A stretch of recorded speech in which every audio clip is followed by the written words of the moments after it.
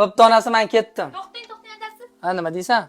Menga qarang, ishga ketayotganingizda oyingizni ochib olib, qizlarga qarab ketmang, tushundingizmi? To'g'ri bor, to'g'ri keling. Uf, bo'pti, xo'p.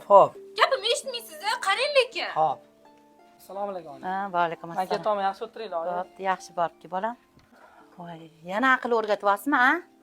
O'zini aqli yo'qmi bolammi? Unga qarama, bunga qarama. Ko'ziga ham xo'jayin bo'ling endi.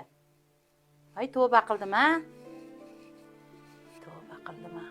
Menga qarang, yana eringizga telefon qilyapsizmi? Bu tinch qo'yasizmi, yo'qmi?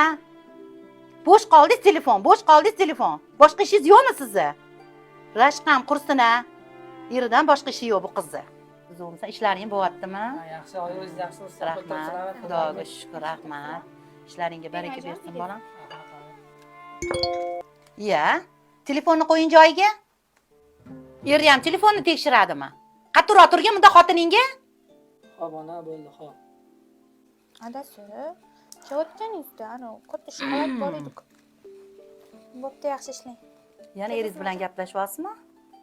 Shu boshqa qiladigan ishingiz yo'qmi? Bo'ri yeydimi? Muncha gaplashaverasiz. Oyijon. Ikkita bolani onasi bo'lsangiz, qayerga boradi u? Rashqi ham me'yori bo'ladi, chegarasi bo'ladi, bolam. Oyijon, siz bilmaysiz-da, erkaklarni yuradigani qizg'anib turmasa yurib ketib qoladi. Bilasiz-ku, hozirgi ayollarni birpasda aynitib olishadi. O'shaning uchun yaxshilab o'zim tekshirib turaman, yurib ketmasinlar deb.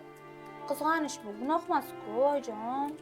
Qaysi bir ayol o'zini erini boshqa ayollardan rashk qilib qizg'anib yashasa, Alloh taborak va taolo mana shu ayolga Alloh yo'lida jihad qilganligini savobini yozib turadi.